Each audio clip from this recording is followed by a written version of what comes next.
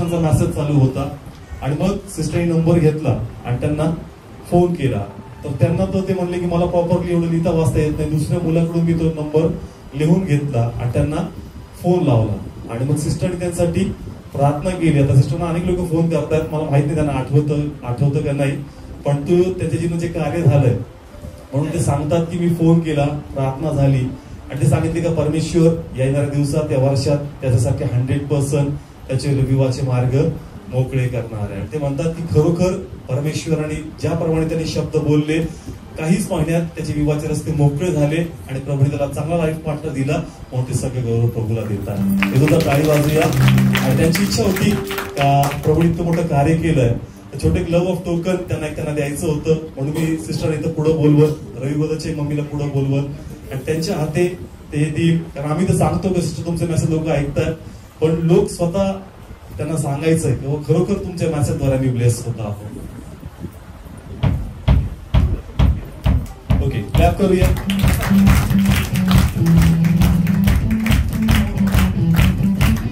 Come on clap करूया. Gift छोटं आहे सिस्टर तुमच्यासाठी. कमॉन टाळ्या वाजूया. थँक्यू. ओके ना, वेळ आपल्याकडे कमी आहे. वाचनात आपण जाऊया, प्रार्थना करूया, नेत्र बंद करूया आपण सर्व. Thank you Jesus father. कमॉन प्रे करूया, सर्व प्रार्थना करू आपण. Thank you Jesus father. हालेलुया बाबा, हालेलुया, हालेलुया. धन्यवाद परमेश्वरा तुझ्या उपस्थितीसाठी प्रभू. आम्ही तुला धन्यवाद देतो दे बाप्पा. होय परमेश्वरा तुझी उपस्थिती या ठिकाणी आहे प्रभू. आणि लॉर्ड आम्ही प्रत्येक जण आमचं हृदय आम्ही तयार करतो लॉर्ड येणाऱ्या वचनासाठी परमेश्वरा. आमचं अंतःकरण तू खोल परमेश्वरा, आमचं हृदय तू खोल परमेश्वरा, आमचे नेत्र तू खोल परमेश्वरा आणि ते तुझ्या नावाचा गौरव दे बाप्पा. होय परमेश्वरा ज्यावेळेस शिष्य दे बाप्पा वचन घेऊन येतील दे बाप्पा, एक अद्भुत सामर्थ्य वाढू दे बाप्पा, एक मोठा सामर्थ्य दे बाप्पा व्हायला गेलं म्हणून तुझ्या नावाचा धन्यवाद दे बाप्पा. लॉर्ड त्याच्या मुखामध्ये पित्या तुझे शब्द आम्ही स्वीकारतो दे बाप्पा. आणि ज्यावेळेस दे बाप्पा ते वचन सांगतील दे बाप्पा. होय परमेश्वरा त्याद्वारे तू लोकांच्या हृदयास तू भेट घेतली म्हणून तुझ्या नावाचा धन्यवाद दे बाप्पा. आणि प्रत्येकाशी तू बोलला म्हणून तुझ्या नावाचा धन्यवाद दे बाप्पा. प्रत्येकाचा पवित्र आत्मा प्रत्येकाला लीड करू दे परमेश्वरा.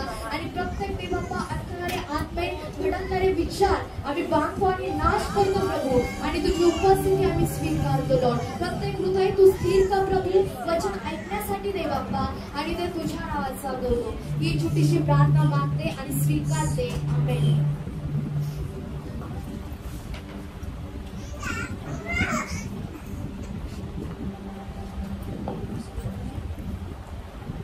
धन्यवाद प्रभूला. प्रभूने परत येशू ख्रिस्ताने परत एकदा तुमच्याशी भेटवलं आणि आज आपण पुन्हा एकदा वचनाच्या द्वारे एकमेकाशी बोलणार आहोत. आणि कालच गुड फ्रायडे झालेला आहे. येशू ख्रिस्ताला जे वधस्तंभावर खेळलं आपण ते वचन काल घेतलेले 7 शब्द.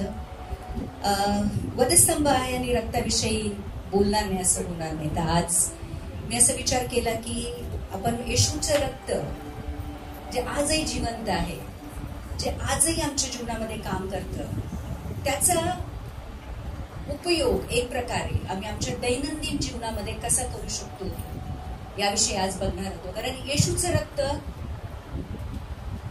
त्यांनी क्रूसावर सांडलं, त्याच्याद्वारे खूप साऱ्या गोष्टी आमच्या जीवनामध्ये झालेल्या आहेत. आणि आज आपण ते येशूचं रक्त आमच्या दैनंदिन जीवनामध्ये कसं काम करतं ते बघणार आहोत.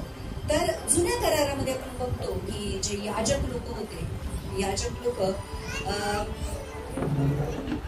जे पवित्र किंवा पवित्र स्थानामध्ये जाऊन जे बकरा किंवा जे पण प्राणी कापलेला असेल त्याचं रक्त जमिनीत पडत होतं. आणि एका वर्षासाठी जितक्या पण लोकांनी पाप केलं होतं त्यांची पाप टेम्पररीली माफ होत होती. तर असं का होत होतं? जेव्हा आदामाने पाप केलं आणि आदामाने पाप केलं आणि आदामला कळलं की नग्न आहे आणि मग तो झाडाच्या मागे लपला. येशू परमेश्वराने त्याला बोलला की तू कुठं आहे? तो बोलला की मी तुझा शब्द ऐकला आणि मी झाडाच्या मागे लपलो. तर मग परमेश्वराने त्याला विचारलं की तुला कोणी सांगितलं की तू नग्न आहेस म्हणून? ज्या फळाचं जे फळ खायला मी तुला सांगितलं होतं ते तू खाल्लंस का? आणि मग पापाला सुरुवात झाली. कारण आपण बघितलं की अदन वाटिकेमध्ये पापाला सुरुवात झाली. आणि मग आदामाने कुठली वस्त्र घातली होती स्वतःला झाकण्यासाठी? नग्नता, अंजिराची पानं घातली होती, बरोबर. आणि परमेश्वराने त्याला काय दिलं? मग चामड्याची वस्त्र दिली. तर चामड्याची वस्त्राचा अर्थ काय होतो? चामडं कुठून येतं? कुणाला तरी मारावं लागतं, कुणाला तरी कापावं लागतं. तर आदामाच्या पापासाठी पहिला बळी अदन वाटिकेमध्ये एका प्राण्याचं दिला गेला. सो ते जे रक्त सांडलं गेलं तेव्हापासून, अदन वाटिकेपासून ते आतापर्यंत, म्हणजे येशू ख्रिस्तापर्यंत सांडलं गेलं. आणि येशू ख्रिस्त हा परफेक्ट बलिदान होतं. त्याच्यानंतर मग सांगितलं की आपल्याला बकरे किंवा कुठलाही प्राणी कापायची जरूरत नाहीये, कारण येशूच्या रक्ताद्वारे सगळ्या मानव जातीची सगळी पापं माफ झालेली आहे. तर आज आपण बघणार आहे की हे रक्त कसं पाप माफ करतं. आपण बघूया पहिलं वचन घेऊया. लेव्य 17:11 वचन वाचूया. लेव्य 17:11.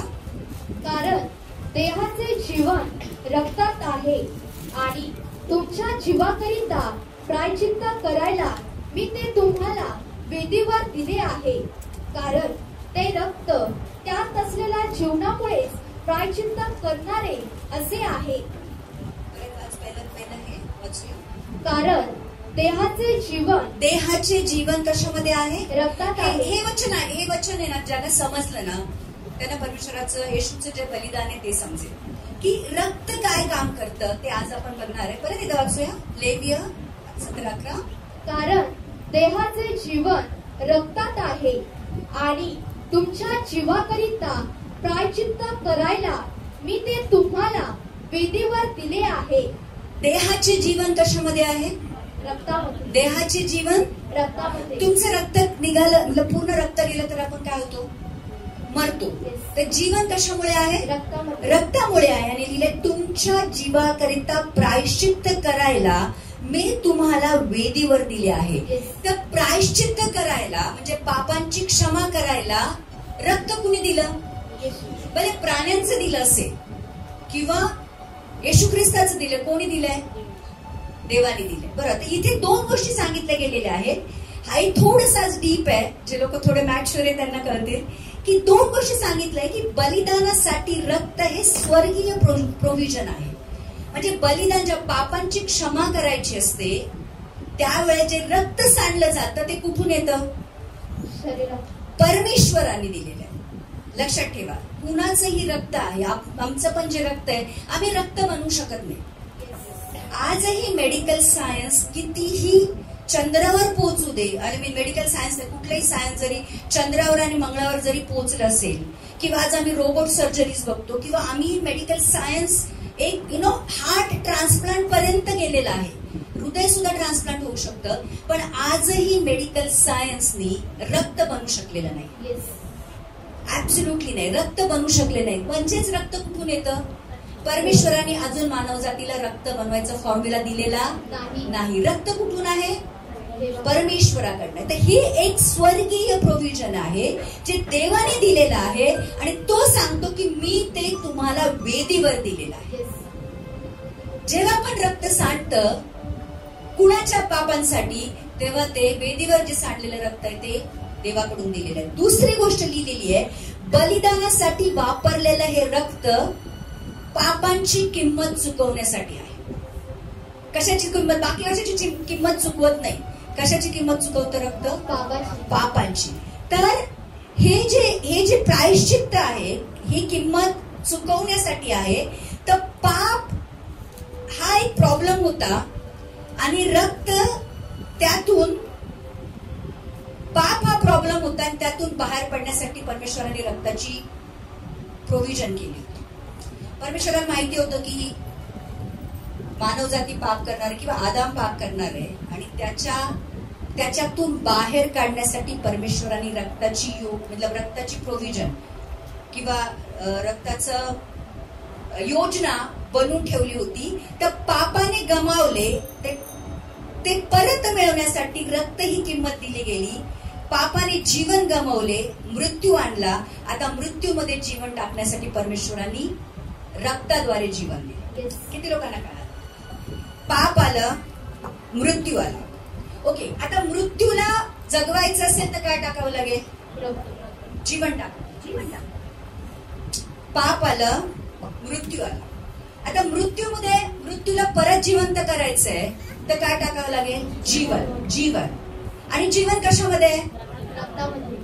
कळालं?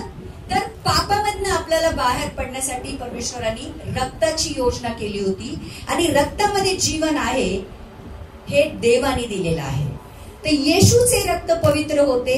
येशूने आपले रक्त पित्याकडे अर्पून मरण क्रूसावर घेऊन आम्हाला अनंत काळचे जीवन दिलेले. बघा, ते जे जुन्या करारामध्ये जे रक्त सांडलं जायचं ते टेम्पररी असायचं, 1 वर्षासाठी असायचं. म्हणून प्रत्येक वर्षी जर तुम्ही प्रत्येक धर्माचं उदाहरण घ्याल तर प्रत्येक धर्मामध्ये एक दिवस असतो जिथे लोक जाऊन त्यांच्या देवांना बळी देतात.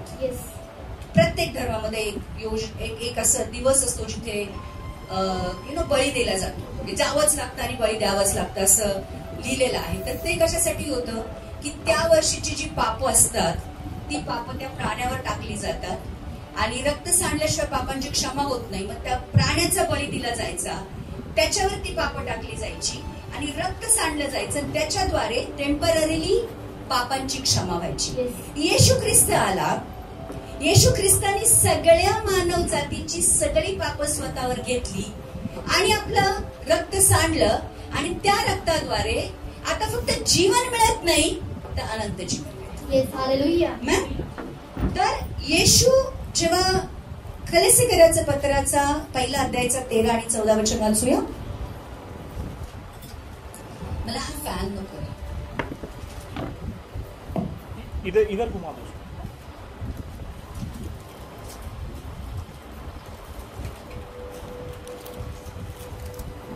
कलेसी 1:13-14. त्याने आम्हाला काळोखाच्या सत्तेतून सोडवले आणि आपल्या प्रिय पुत्राच्या राज्यात आणून घातले. त्याच्या ठायी त्याच्या रक्ताच्या द्वारे आम्हास आमची खंडणी भरून मिळवलेली सुटका म्हणजे आमच्या पापाची क्षमा मिळाली आहे. त्याने आम्हाला काळोखाच्या सत्तेतून सोडवले आणि आपल्या प्रिय पुत्राच्या राज्यात आणून ठेवले. आम्ही पापामध्ये होतो. अंधकाराची सत्ता म्हणजे काय? पापाच्या सत्तेतना घेऊन त्याने आम्हाला कुठे आणलं? प्रकाशामध्ये. अंधकार म्हणजे पाप म्हणजे शैतानाचं राज्य आणि उजेड प्रकाशाचं राज्य म्हणजे परमेश्वराचं राज्य. तर येशूने आम्हाला अंधकारातून कुठे आणलं? प्रकाशामध्ये आणलं आणि लिहिलंय आणि ज्याने तुम्हाला उजेडातील 14वं वचन. त्याच्या ठायी त्याच्या रक्ताच्या द्वारे आम्हास आमची खंडणी भरून मिळवलेली सुटका म्हणजे आमच्या पापाची क्षमा मिळाली आहे. इकडे असं परमेश्वराचं वचन असं सांगतं की पापाचं वेतन मृत्यू आहे. ओके, आणि रक्त सांडल्याशिवाय पापांची क्षमा होत नाही. तर जर पापांची क्षमा पाहिजे असेल तर खंडणी द्यावी लागणार. हे पित्या कुणाला खंडणी द्यायची? शैतानाला नाही. लक्षात घ्या, कुणाला द्यायची आहे? पित्याने रूल बनवला. पित्याने सांगितलं, आज्ञा दिली की तू फळ खाशील तर अवश्य मरशील. कसं मरशील? कारण तू पाप केलं. बरोबर. आता रक्त सांडल्याशिवाय पापांची क्षमा होत नाही. मग रक्त अशा व्यक्तीचं पाहिजे होतं ज्याच्यामध्ये पाप नाही, ज्याच्या रक्तामध्ये पाप नाही. आम्ही आदामापासून जितके पण लोक जन्मले ते सगळे पापामध्ये जन्मले. बरोबर. मग सगळ्यांच्या रक्तामध्ये पाप होतं. म्हणजे जरी मी माझ्या पापांसाठी मेली, माझं रक्त सांडलं तरी पिता ते रक्त ऍज अ बलिदान किंवा ऍज अ खंडणी ऍक्सेप्ट करू शकत नाही, कारण माझ्या रक्तामध्ये पाप आहे. म्हणून येशू ख्रिस्त आला आणि येशू ख्रिस्त असा आला की येशू ख्रिस्त पवित्र आत्म्याद्वारे जन्मला. त्याचा बाप, कारण जेव्हा कुठली मुलं जन्मतात ती वासनेतनं जन्मतात, ती पापामध्येच जन्मतात, पापापासून जन्मतात. तर प्रत्येकाच्या रक्तामध्ये पाप आहे आणि आपण जी पाप करतो ते पण पाप आहे. सो येशू ख्रिस्त म्हणून पवित्र आत्म्याद्वारे जन्मला आणि येशू ख्रिस्ताने कुठलंच पाप केलं नाही. बरोबर. तर येशू ख्रिस्ताचं जे रक्त होतं ते 100% पवित्र होतं, त्याच्यामध्ये पाप नव्हतं. म्हणून पित्याने येशू ख्रिस्ताला क्रुसावर टांगलं आणि त्याचं रक्त जे सांडलं ते त्यांनी ऍक्सेप्ट केलं सगळ्या लोकांच्या पापांच्या क्षमेसाठी. म्हणून इथे लिहिलंय की त्याच्या ठायी त्याच्या रक्ताद्वारे आम्हास आमची खंडणी भरून मिळवलेली सुटका म्हणजे आमच्या पापांची क्षमा मिळाली आहे. म्हणून आता पुढची गोष्ट ही आहे की जेव्हा आम्ही येशू ख्रिस्ताला स्वीकार करतो, बरोबर, स्वीकार करतो म्हणजे काय करतो, जेव्हा आपण कुठलीही गोष्ट आतमध्ये घेतो ती आमच्या शरीरामध्ये येते. आपण समजा काय खाल्लं, जसं आपण बोललो की प्रभुभोज आम्ही जेव्हा घेतो तेव्हा प्रभुभोज म्हणजे परमेश्वराचं शरीर आणि रक्त आम्ही आतमध्ये घेतो, ज्या पवित्र गोष्टी. आणि ज्या गोष्टी आम्ही आतमध्ये घेतो त्या गोष्टींचा आमच्या जीवनावर इफेक्ट होतो. म्हणून आम्ही जेवतो, पाणी पितो, कारण त्या गोष्टी आपण काय करतो, आतमध्ये घेतो, त्याचं आमच्या. म्हणून मी कालच बोललो की जेव्हा आम्ही चांगल्या पौष्टिक गोष्टी खातो तर आमचं शरीर काय होतं, सुदृढ होतं. पण तेच आपण कचरा खाल्ला तर त्याचा शरीरावर परिणाम होतो. म्हणून आजकाल diabetes, blood pressure, diabetes, doctor बोलतात की अरे तेलकट तिखट खाऊ नको, हे ते खाऊ नको, किंवा विष पिलं तर माणूस मरतो, बरोबर, किंवा डॉक्टर मेडिसिन खायला देतात कारण त्याचा इफेक्ट शरीरावर होतो. म्हणून जेव्हा येशू ख्रिस्ताला आम्ही स्वीकार करतो म्हणजे आतमध्ये घेतो, भले ते विचारांद्वारे घेईल. बघा आजकाल मी तुम्हाला कसं सांगते, याचं एक लॉजिक मी तुम्हाला आज सांगणार आहे की येशू ख्रिस्ताला स्वीकारतो म्हणजे काय करतो. जेव्हा आम्ही इंटरनेट बघतो किंवा जेव्हा कोरोना होता, फॉर एक्झाम्पल, कोरोनाचे सगळे टीव्हीवर चालले होते न्यूज. आमच्या घरात कोरोना नव्हता आला, पण टीव्ही द्वारा किंवा न्यूज द्वारा ऑलरेडी कोरोना आमच्या घरात आला होता. त्या न्यूज आल्या होत्या, त्या आम्ही बघितल्या, त्या आम्ही ऐकल्या, त्या आम्ही आतमध्ये घेतल्या, बरोबर, आणि आमच्या मनामध्ये भीती तयार झाली. म्हणजे ज्या गोष्टी आम्ही आतमध्ये घेतो, भले ते डोळ्यांनी घ्याल, कानांनी घ्याल, तोंडाने घ्याल, त्वचेने घ्याल, कारण हे सेन्सरी ऑर्गन्स आहेत. परमेश्वराने आम्हाला 5 सेन्सरी ऑर्गन दिले. डोळे जे आतमध्ये घेतात, कान जे आतमध्ये घेतात, तोंड जे आतमध्ये घेतं, स्किन जे आतमध्ये घेतं, आणि जीभ जी टेस्ट करतात.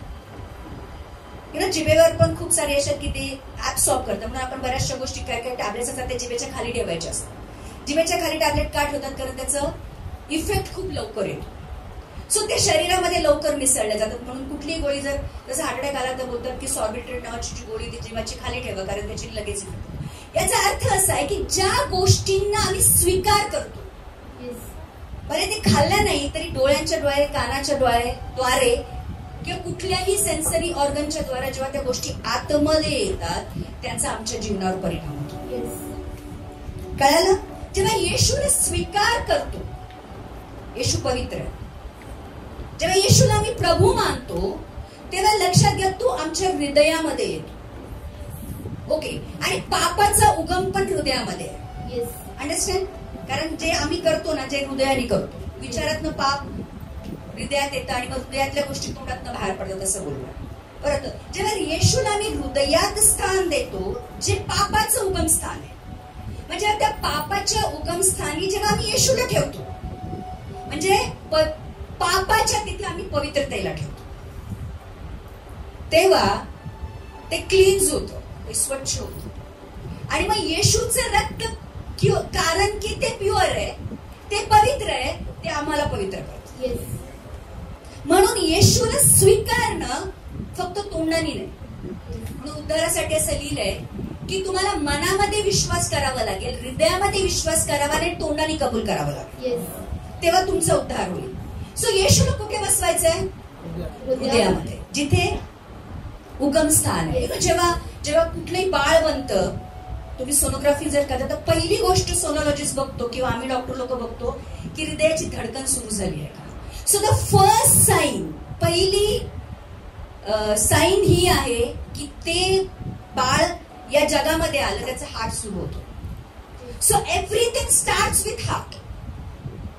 तर जेव्हा आम्ही येशूला आमच्या हृदयामध्ये स्थान देतो, जो पवित्र आहे, आणि जे आमच्या हृदयामध्ये पापाचं स्थान आहे, लक्षात घ्या, ते जे स्थान आहे परमेश्वर क्लीन्स करतो, ते स्वच्छ करतो आणि त्याच्या रक्ताच्या द्वारे आमच्या पापांची क्षमा होते. आमेन. तो येशू हृदयात येतो जो जीवनाचा उगम आहे आणि पापाचे जे पापाने आमचे हृदय भरलेले असते किंवा मेलेले असते. जेव्हा आदाम परमेश्वरांनी सांगितलं की तू फळ खाशील तर तू अवश्य, तर मी काय बोललं की आदाम मेला का लगेच? जर जमिनीवर पडला आणि मेला नाही, आत्मिक दृष्ट्या बरोबर, त्याचा आत्मा मेला, त्याच्या रक्तामध्ये पाप आला बरोबर.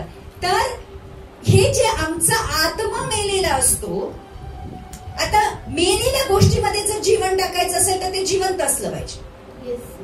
येशूचं रक्त जिवंत आहे. जेव्हा त्या मेलेल्या हृदयामध्ये किंवा मेलेल्या आत्म्यामध्ये जेव्हा येशूचं रक्त येतं जे जिवंत आहे, आमचा नव्याने जन्म बरोबर. मेलेल्या माणसाला जेव्हा जिवंत करण्यात येतं त्यावेळेस काय होतं? त्याचा नव्याने, तर आम्ही ऑलरेडी मेलेलो होतो, आम्ही जन्मताच मेलेले होतो आत्मिक दृष्ट्या. पण जेव्हा आम्ही येशूला स्वीकार करतो प्रियांनो, आम्ही आमच्या मेलेल्या आत्म्यामध्ये येशूचं जीवन टाकतो आणि तो जिवंत होतो. तर येशूला स्वीकार करणं म्हणजे नवीन जीवन मिळणं. म्हणून होतं की येशू ख्रिस्त निकोदेमसला सांगतो की नव्याने जन्म घेतल्याशिवाय तुला स्वर्गाच्या राज्यात प्रवेश मिळणार नाही. तर नव्याने जन्म घ्यायचं म्हणजे काय? की रक्तामध्ये जीवन आहे, रक्तामध्ये आत्मा आहे. बघा, येशू ख्रिस्त म्हणजे परमेश्वराने सांगितलं की आदामामध्ये जीवनाचा श्वास टाकला. व्हॉट एक्झॅक्टली काय झालं असेल? तुम्हाला काय वाटतं? पुतळा बनवला, ओके, आणि परमेश्वर आला आणि असं लिहिलंय की जो आदाम झोपलेला होता त्याच्यावर परमेश्वर लिटरली झोपला आणि त्याच्या नाकामध्ये त्यांनी जीवनाचा श्वास टाकला. तर पहिली गोष्ट ही होते की नाकामध्ये श्वास टाकला म्हणजे त्याचे रक्तवाहिन्या ज्या आहेत त्या सुरू, त्याचा हार्ट सुरू झाला आणि हार्ट सुरू झाल्यानंतर त्याचे लंग्स सुरू झाले. म्हणून जेव्हा माणूस मरतो तर त्याचा हार्ट बंद होतो. मी हार्टवर का जोर देते? कारण तो जीवनाचा उगम आहे. तर लक्षात घ्या प्रियानो, जेव्हा येशूला आम्ही स्वीकार करतो तेव्हा हृदयापासून स्वीकार करणं खूप महत्वाचं आहे. वरतून नाही, लोक सांगतात म्हणून नाही, पास्टर बोलतात म्हणून नाही, चिन्ह चमत्कार झालेत म्हणून नाही. अंडरस्टँड? त्याला तुम्ही जेव्हा हृदयाने स्वीकार करतात तेव्हा तुमच्या हृदयाचा तो राजा बनतो आणि मग तुमच्या जीवनाला तो बदलायला लागतो. म्हणून जोपर्यंत तुमचं जीवन येशू ख्रिस्तामध्ये आल्यानंतर बदलत नाही, मला नाही वाटत की ते जीवन पूर्णपणे येशू ख्रिस्ताला दिले. पण जेव्हा तो तुमच्या हृदयामध्ये येतो आणि तुमचं जीवन बदलायला लागतो, खऱ्या अर्थाने येशू तुमच्या जीवनामध्ये राज्य करतो. तर रक्तामध्ये जीवन आहे. समजा एखाद्याचा ऍक्सिडेंट झाला आणि रक्ताची जरूर आहे, आपण काय करतो? रक्ताची रिप्लेसमेंट नाहीये. रक्त पाहिजे म्हणजे रक्तच पाहिजे. रक्त नाही मिळालं तर माणूस मरतो. लक्षात घ्या, जे आमचं फ्रोझन रक्त म्हणजे आम्ही जेव्हा ब्लड डोनेट करतो तेव्हा आम्ही कुठे ठेवतो? फ्रीझर मध्ये ठेवतात. रक्त घेतात, ब्लड जे डोनेशन केलेले कॅम्प्स असतात ते रक्त घेतात आणि फ्रीझर मध्ये ठेवतात आणि ज्याला जेव्हा पण रक्ताची जरूर आहे तेव्हा ते रक्त नॉर्मल टेम्परेचरला आणतात आणि त्या माणसाला देतात. तर जेव्हा तुम्हाला रक्ताची जरूरत आहे तर रक्तच रक्ताची जरूरत पूर्ण करतात, त्याची रिप्लेसमेंट नाहीये. म्हणून मी म्हटलं की मेडिकल सायन्सने अजूनही एवढी प्रगती केलेली नाहीये की ते रक्त बनवू शकतात. ते सांधे बनवू शकतात, ते सगळं बनवू शकतात, पण ते रक्त बनवू शकत नाही. कारण रक्तामध्ये आजही जीवन आहे. जर आमचं रक्त जे फ्रोझन आहे, जे आपण फ्रीज मध्ये ठेवल्यानंतर सुद्धा जीवन देऊ शकतं, तर विचार करा येशूचं रक्त जे पवित्र आणि जिवंत आहे ते आजही जीवन का नाही देऊ शकत? तर येशूचे रक्त आमची पापे क्षमा करते, आम्हाला नवीन जीवन देते आणि त्या नवीन जीवनामध्ये चालण्यासाठी सुद्धा सामर्थ्य देते. लक्षात घ्या, हे एक डिवाइन, एक खूप मोठं सत्य आहे जे आम्ही स्वीकारलं पाहिजे आणि जे आम्ही समजलं पाहिजे. नुसतं स्वीकार करा म्हणून रक्त येशूला स्वीकार करून जमत नाही. येशूला 100 म्हणून परमेश्वराचं वचन सांगतो, तू आपल्या पूर्ण मनाने, पूर्ण प्राणाने, पूर्ण बुद्धीने आणि पूर्ण शक्तीने प्रेम कर. जेव्हा तुम्हाला हे सत्य कळेल तेव्हा तुमच्यामध्ये पूर्णता येईल आणि तुम्ही पूर्ण येशूला आपलं जीवन द्यायला. म्हणून आपण जेव्हा पूर्णपणे जीवन देतो तर येशू ख्रिस्त आमच्या जीवनाचा पूर्णपणे ताबा घेतो. लिटरली ताबा घेतो. ताबा घेतो म्हणजे लिटरली तुम्हाला कंट्रोल करायला लागतो. एका प्रकारे तुमचं जीवन कंट्रोल, तुमचे विचार कंट्रोल करायला लागतो, तुमचे ऍक्शन कंट्रोल करायला लागतो, तुमचे चालण्याचे जे मार्ग आहेत ते कंट्रोल करायला लागतो, तुमचा स्वभाव कंट्रोल करायला लागतो. आणि मग येशू आमच्या जीवनामध्ये चालला. तर आज आपण बघूया, आज आपण शिकणार आहोत की येशूचे रक्त आम्हाला आमच्या दैनंदिन जीवनात, दररोजच्या जीवनामध्ये आपण काय करतो. येशू जेव्हा ख्रिसमस येतो, येशूला पाळण्यातनं उचलतो. ओके, पाळणा चाललेला असतो. म्हणजे आपण ख्रिसमस म्हणजे येशूचा जन्मदिन. ओके, आता गुड फ्रायडे येशूला टांगलं. वर्षभरासाठी येशूला आपण तिथे टांगतो, बरोबर. मग काय पुनरुत्थान संडे, मग येशू उठला. झाल्या 3 गोष्टी झाल्या की ख्रिश्चन याचं संपलं. त्याच्यानंतर आपण येशूला बायबलमध्ये ठेवतो, बरोबर. जे काय प्रार्थना करायची ती करतो, चर्चला यायचं ते यायचं. जसं आपलं जीवन आहे आपण तसंच चालतो. पण लक्षात घ्या, 3 गोष्टी येशूने आम्हाला दिलेल्या आहेत ज्या स्वर्गीय आहे. एक आहे रक्त जे पापांची क्षमा करतं, एक आहे वचन, हे स्वर्गीय आहे, इथे नाही, इथलं नाही. वचन परमेश्वर आहे, हे पण डिवाइन आहे, हे पण वरतून आलेलं आहे. आणि एक आहे येशूचा आत्मा. सो या 3 गोष्टी ख्रिस्ती जीवनामध्ये ज्यांनी वापरायला शिकलं, हे ना मी वापरायलाच बोले, ज्याला त्या वापरता येतील तो खऱ्या अर्थाने आत्मिक जीवन जगतो. आपण आत्म्याला म्हणतो तू शांत बस, वचनाला म्हणतो तू बायबलमध्ये राहा, आणि रक्ताला आम्ही कधी याद करतो, कधी आम्ही आठवतो फक्त गुड फ्रायडेच्या दिवशी. पण या 3 गोष्टी आम्हाला दैनंदिन जीवनामध्ये कसं मदत करतात ते आपण बघूया. आमचा जो विद्रोही किंवा जो बगावत करणारा स्वभाव आहे, आम्हाला त्याच्यावर तो विजय मिळवून देतो. पहिली गोष्ट, रक्त आमच्या जीवनात काय काम करतं. माणसाचा स्वभाव असा असतो की जे नाही करायला सांगितलं तेच करायचं. पोरांना म्हटलं ना, छोट्या पोराला तिकडे जाऊ नको, तो काय करणार, याच्याशी खेळू नको, तेच खेळणार. आम्हाला पण सांगितलं हे करू नको, की आमच्या आतून लगेच एक इच्छा होते की नाही, ते नाही करायला सांगितले ना मी तेच करणार. हा स्वभाव आदामाचा. कारण आदामाला सांगितलं तो फळ खाऊ नको, आदामाने खाल्लं. तर माणसाचा स्वभाव असं असतं की माझंच खरं, मी जे बोलेल ते खरं, मला ऐकायचं, मला कुणी काय उपदेश द्यायचे नाही, मी कुणाचे ऐकणार नाही, मी बदलणार नाही, जे सांगितलं त्याच्या विरुद्ध करायचं. आणि हा स्वभाव आदामाचा आहे. लक्षात घ्या, हा परमेश्वराच्या वचनाच्या विरुद्ध काम करणारा स्वभाव आहे, बरोबर. एका छोट्या मुलाला पाप करायला शिकवावं लागतं. तुम्ही बसून सांगता छोट्या मुलाला खोटं कसं बोलायचं, चोरी कशी करायची, तो करतो. मारामारी कशी करायची, शिव्या कसं द्यायचं, एखाद्या मुलाला शिकवावं लागतं. ते इनबॉर्न आहे, इनबिल्ड आहे, कारण ते तुमच्या रक्तात आहे, बरोबर. तर पाप करायला शिकवावं लागत नाही, मुलाला ट्रेनिंग नाही द्यावं लागत, ते आपोआप, कारण ते आपण पापामध्ये जन्मलेलो. तर हा जो रेबिलियस नेचर आहे, वचनाच्या विरुद्ध किंवा परमेश्वराच्या विरुद्ध जायचा जो नेचर, जिथं आपण बघितलं की इथे थुंकू नये म्हटलं की तिथे जास्त थुंकतात.